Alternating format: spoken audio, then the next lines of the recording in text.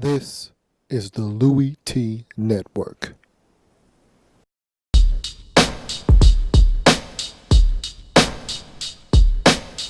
The Redskins Report. Welcome all my fellow Redskin brethren and sisterin. I am your man and resident Redskins fan, Lou.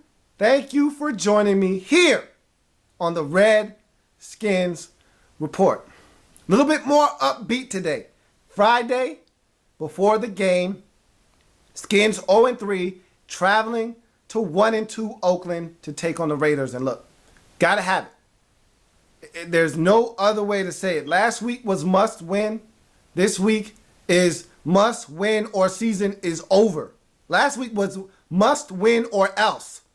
This week is must win or it's done. I will come back and it will be a funeral. There won't be funeral-like symptoms. It'll be a funeral. I'll be burying the Redskins on the bye week. So, gotta have this one, and it's not going to be easy.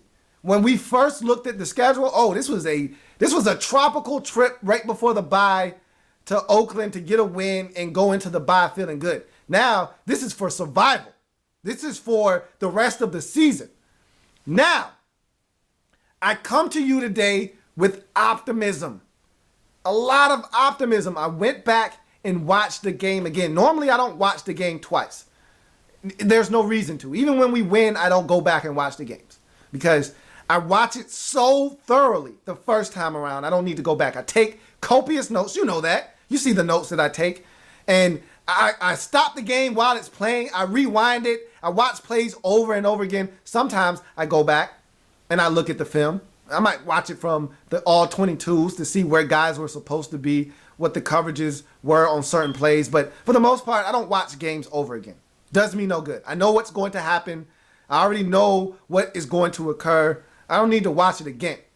I saw it the first time. I got it the first time. So, not a big watcher of games over again.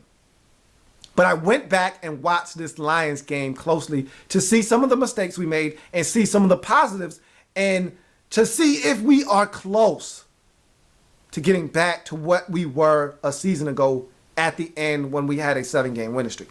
And I am here to tell you that we are very, very close offensively. I'll get to the defense here in a second, but offensively, we're close. You saw Robert. You saw some of the things he was able to do. I saw guys open. When I watched the all 22s, I was a little disappointed in some of Robert's decision-making because he had guys open. He fixated on someone. He predetermined before the snap where he was going with the football. You do that in this league, 9 times out of 10, you're going to make a mistake. You cannot predetermine where you're going with the football. You let the coverage determine where you go with the football. And sometimes he's looking, okay, this is my first read. This is where I'm going. He had second and third options open on plays, and he simply did not come off of his first read and go to the second. Once he starts doing that, I think we'll be back to where we were last year because I feel like the athleticism is coming back. We saw read option last week. It looked good. It didn't look great, but it looked good. We saw the escapability that we lacked from weeks past. Look, that run that he fumbled on, that 21-yard run that would have put us in position to score points, that was a thing of beauty. That was Robert Griffin III at its best right there. That's the quintessential play that you get from Robert Griffin III when he's healthy. Make 2 guys miss, dart up the middle of the field, elude the rush, get down. That's what we're looking for right there. Holding on to the ball, separate issue. We also need him to do that as well. But I don't expect him to fumble that football 9 times out of 10. That was the one time that something like that would happen. It happened. Let's move on. But look, we're getting athleticism back. We're getting confidence back in that knee. And with confidence in the knee comes accuracy in throwing the football. I'm starting to see that as well. Now, again, decision making up here. He was great at that last year. Needs to be better. And last year, everything came easy because we were so efficient offensively. We were running the ball so effectively that teams at times abandoned their responsibilities in the passing game to stop our run because we were number one in the league, of course. And so because of us being number one, their primary goal coming into the game, stop us from running. Well, that would open up huge passing lanes and Robert wouldn't miss. And the windows are a little tighter this year. He's going to have to be more accurate, but I expect him to be able to do that. So are we close? Yes, that has me very optimistic for the future of this football team in 2013. However, I must caution you with this. This defense is not very good. Now, that's not a flash. That's not a news flash to any of you. You already know. You already know that this defense isn't good. But what you fail to realize is that this defense wasn't very good last year, okay? Now, when we went on our 7-game winning streak, do you want me to tell you the difference between the defense last year during a 7-game winning streak and the defense right now? You want me to tell you the difference? 2 differences. Want me to tell you? You ready? These are huge. So are you ready? Difference number 1, we were forcing turnovers last year. Hey, this defense stunk last year. We gave up the 5th most passing yards in NFL history. Not in the league history last year. So this defense was bad last year. It's not like it was good last year. This defense was bad, but we forced turnovers. And you know what turnovers are in this league, right? The great equalizer. So we need to even out the playing field by forcing more turnovers. Don't turn it over yourself. Force turnovers on the defensive side of football. That's what we need to get back to. That's number 1. Numero uno.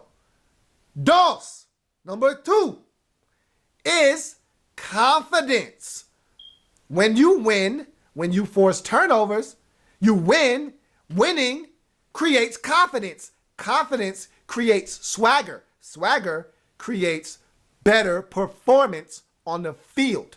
Look, how many of you have been on a team with a player that isn't really that good, but he thinks he's that good, so he actually plays pretty well? Probably better than he should, but because mentally he's told himself he's better than most people out on the field or the court or whatever you play on, he actually performs at a pretty high level. I've known many guys in my day that weren't that good. Their talent was not that great, but mentally they told themselves, man, I'm a beast. And they went out and they played like one. We know some of those guys on this Redskins roster. So defense needs confidence. Right now they're lacking in that because they stink. And they're not forcing turnovers. We're not winning football games. And a lot of people are pointing at them as the blame. And so they're down on themselves right now. They're not performing at a high level. And so you're not getting the turnovers. The turnovers aren't turning into wins. The wins aren't turning into confidence. The confidence isn't turning into swagger. And we stink. So what we need to do is get this defense on track. First things first, offense has to score points. Make this defense feel like they don't have to win the game. Because if they do, then we're going to lose. So if this offense scores points, which they did last year at a very high clip, then this defense can feel like, hey, we're playing with some house money. We can relax. We can play loose. We can go out and execute. Then maybe they'll start forcing turnovers.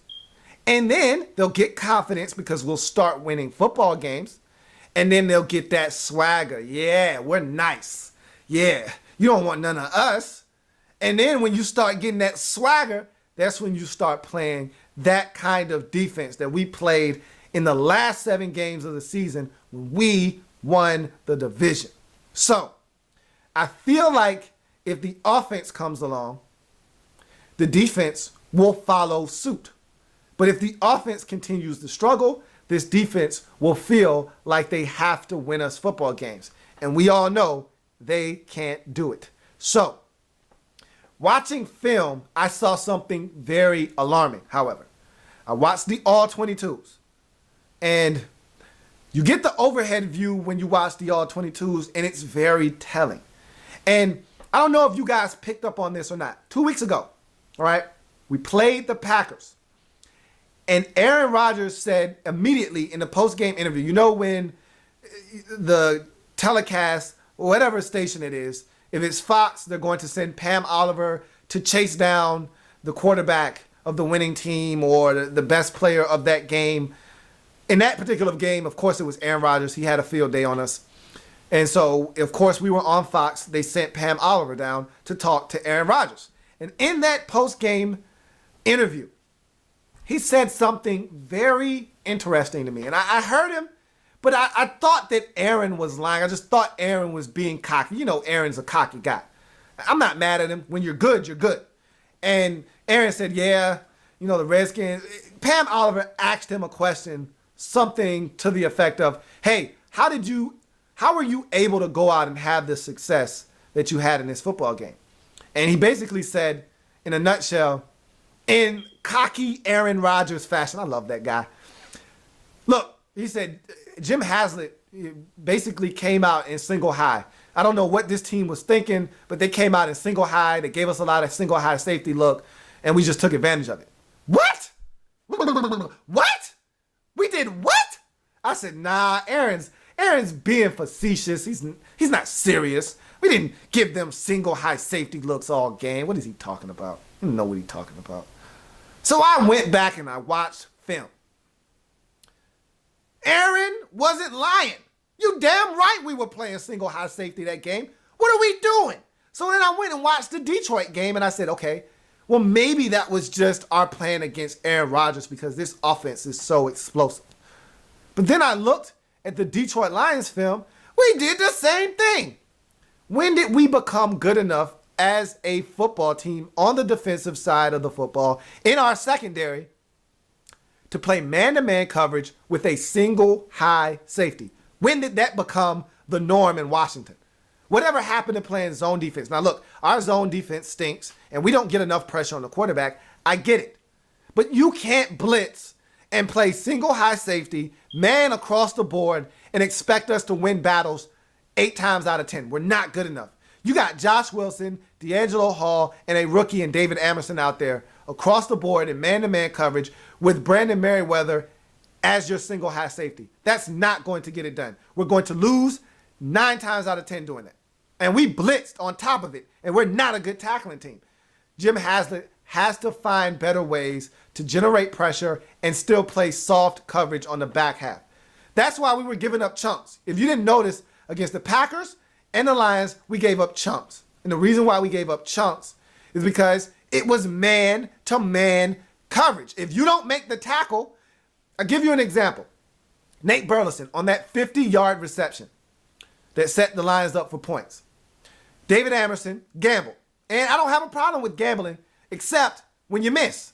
When you gamble, you either know you're going to hit it or you know you're going to pick it. If you're not going to get your hands on it, you can't gamble. He gambled. It's man-to-man coverage. He missed. Off to the races. Nate Burleson goes.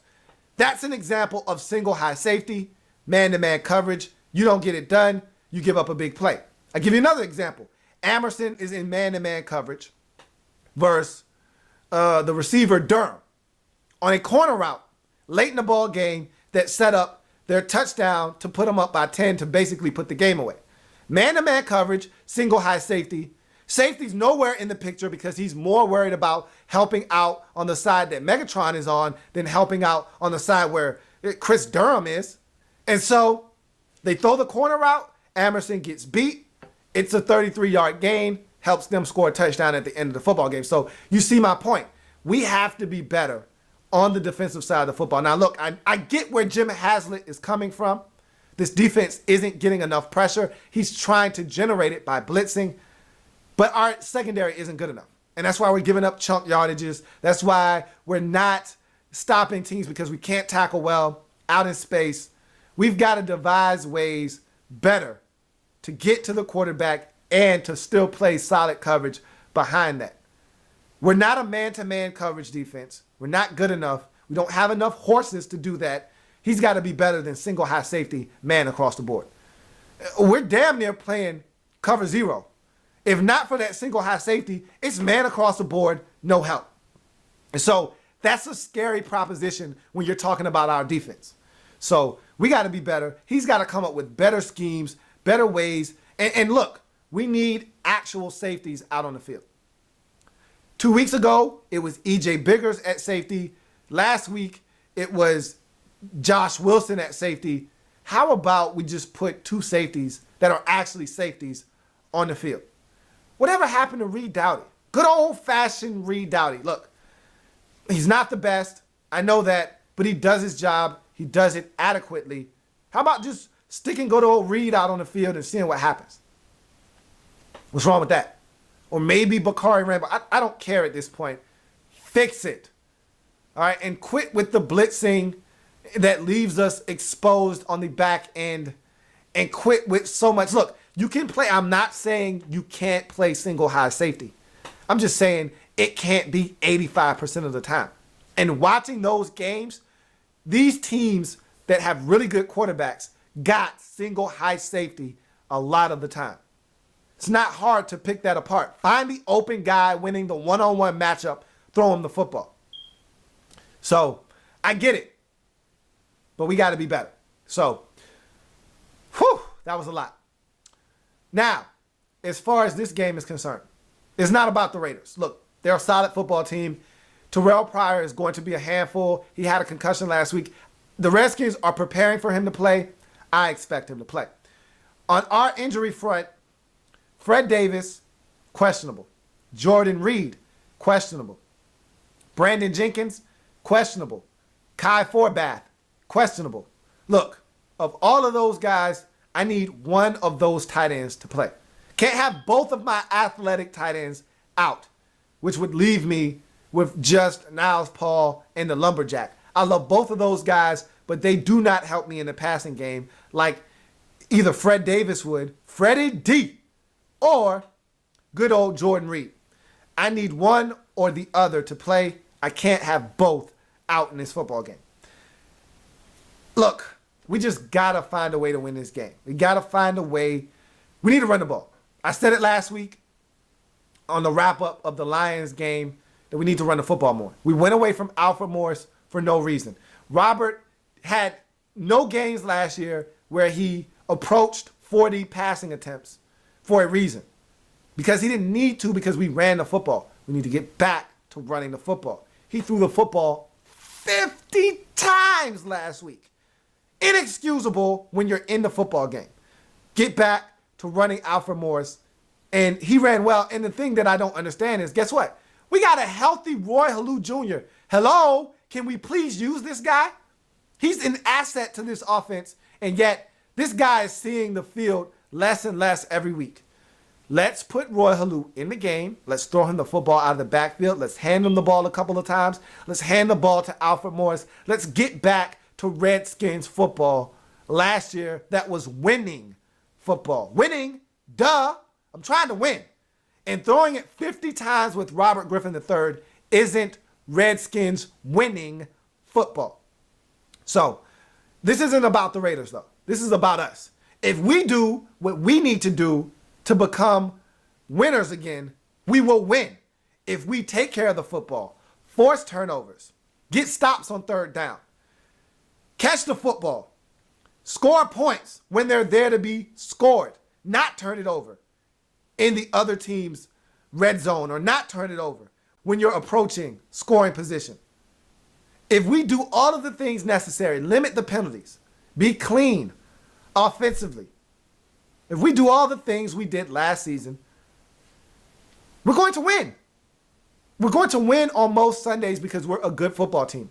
The reason why I'm still optimistic about this season, we're the same team that we were last year. We brought everybody back. We're the same group, minus the confidence. Minus the confidence. And you know where confidence comes from? Winning. Winning, duh. You win, you get confidence. That's why you play to win the game. So that you can become confident, so that you can win more football games. That's the only thing that's different from this team this year and last year. Confidence. We're the same exact group, just lacking confidence. We were 3-6 last year. You know why we were 3-6? We lacked confidence. And then something changed. You know what changed? We started winning. You know what winning breeds? Confidence. It's a vicious cycle. You win, you get confidence. You got confidence, you win. They go hand in hand. It's like an unchanging cycle. It's up to us to get that cycle started. By winning, the arrow goes that way when you win. The confidence comes this way, which goes back this way to winning, which goes back that way to confidence. Let's win, fellas. I expect us to go out and get it done versus the Oakland Raiders on the road 30-20. I expect us to score points. I expect this offense to look explosive again. I expect this defense to force some turnovers. I expect us to run the football. I expect us to play Redskins football, which will yield us a victory. I am a Redskins fan, etched in burgundy and gold. My Redskin spirit will never die. My Redskin spirit will never fold. Till we meet again, hail to the Redskins. I am your man, Lou. I will be back here on Monday to break it down. It will be Victory Monday. I am confident it will be Victory Monday. Because we got to have it. Because we got to have it. We got to have it. So we're going to get it on Sunday afternoon in Oakland, California. Somebody's got to be the first victim. Might as well be the Oakland Raiders. Boys, go get you some. I'll see you on Victory Monday. Yeah. We coming for you, Raiders.